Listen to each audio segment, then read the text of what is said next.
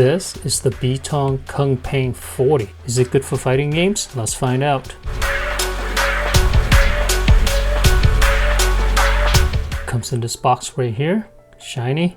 You also get a dedicated dongle here, and that's how it looks like on the dock. In terms of build quality, this is a pretty well built controller.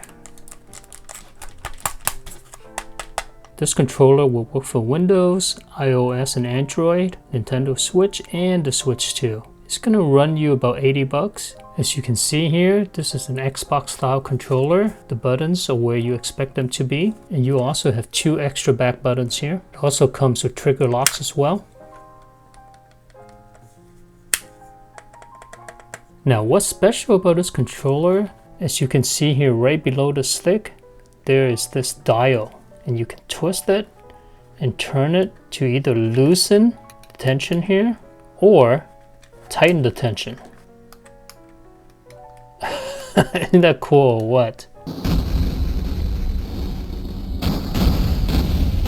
Now this dial is just awesome for first person shooters or if you're going to use the sticks a lot. And not sure if you can see it, but on this side here, it'll say min or minimum, and then over here, it says max for maximum. And on the faceplate, there's a little marker right there. If you want maximum tension, you just spin it to max. Now the sticks are super tight now, and then you spin it to minimum. Now it's very light. The only thing I would add is for this ring here, to have a little marker in the middle. So that way I know where the midpoint is. But right now, you can kind of get it pretty close by just gauging it. And really, I think this is an awesome idea. Every single controller out there should have an option like this where you can adjust the tension. As if that's not enough, these sticks themselves are TMR sticks. If you've heard of Hall effects before, well essentially this is a better version of it. They're both electromagnetic joysticks. Speaking of TMR, the triggers is also TMR as well. And what's cool about it is if you go on the app here on the PC with a trigger, there's a fast trigger option here. So what this does is essentially make the trigger instant.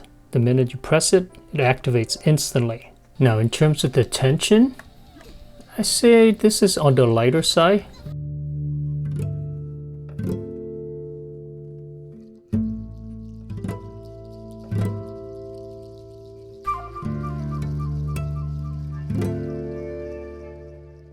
You can also lock it as well.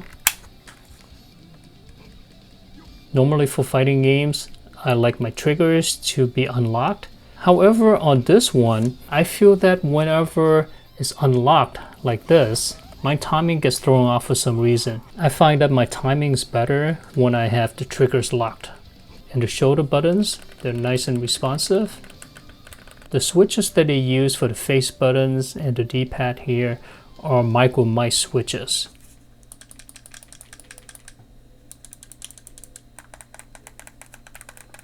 These switches are a little heavier than your normal micro switches. They're more resistant and they spring up pretty fast. However, in general, I don't like micro mice switches. Even though they're fast and quick, the problem is I don't feel anything. Once I put a headset on, you can't hear the click. So you just press the button and it just bottoms out, and they just feel very mushy to me.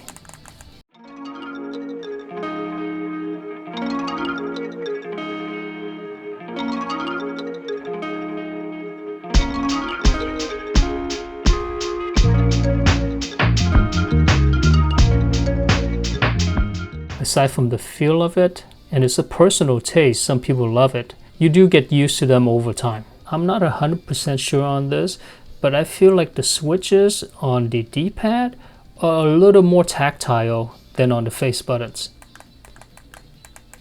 I can feel the click a little bit more.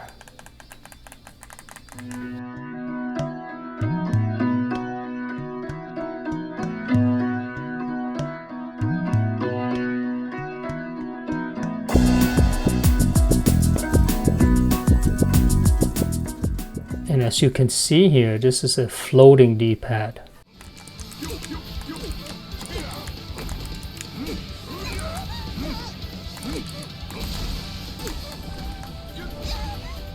I can do all of my combos on here, no problem at all. Since it's floating, I can do my backdash super quickly. Check this out. Cardinal directions are pretty accurate with this because you can really feel the directions, right? There are these raised edges, just like on the Xbox controller. And the 2 back buttons are also helpful for me to do Brad Wong's backdash as well. Look at that. This D-pad is pretty good for 3D fighting games, but the magic of this guy is actually in the motion inputs. And what that means is it's going to be awesome, just amazing for 2D fighters. It's because this guy is a floating D-pad, so this allows you to do motion inputs seamlessly by just rocking it back and forth in a circular motion, right? It's just so easy for me to do Zangief's 360s and 720s.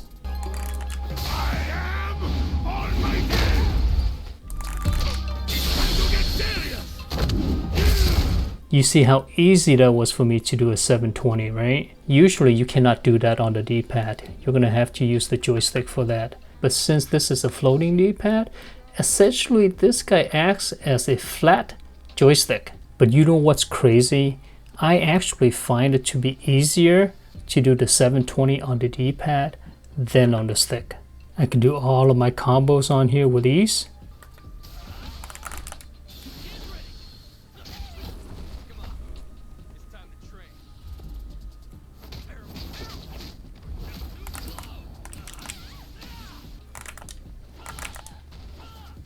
Instant dive kicks are pretty easy to perform on here, however, it's not consistent. But I do have good news for you though. You can program diagonals onto these buttons, and I'll show you how. So in the app here, when you go to button, you go to smart control, and if you try to program a diagonal on here, there's no option for that. So this option only allows you to program one button at a time. In order to program a diagonal, you're going to need to be able to program 2 buttons at once. And this is what you do. So instead of button type, go to macros. Now I'm going to go ahead and press up back, save. So when I'm back in a game, hey, what do you know? Look at this. Now we can do our dive kicks super easy now. Look at that, 3 in a row. Is it cheating? Yeah, it kind of is, but I don't care. Let's head over to Gamepadla to take a look at the latency test. This is with the wireless dongle here. And average input delay is about 1.28 milliseconds. Polling rate is 1000 Hertz on the dongle. That's insane. Jitter is under 1 millisecond, so that's pretty good. This is kind of insane that the dongle is able to do it at 1000 Hertz. Now, where is the wired information? Okay, looks like I'm gonna have to do it myself. On wired, the polling rate is 1147. Wow, that's over 1000 Hertz. Insane. The average input delay is under 1 millisecond. Jitter is tiny. Look at this, 0.09. That's insanely fast. Well, there you go. Just play it on wired.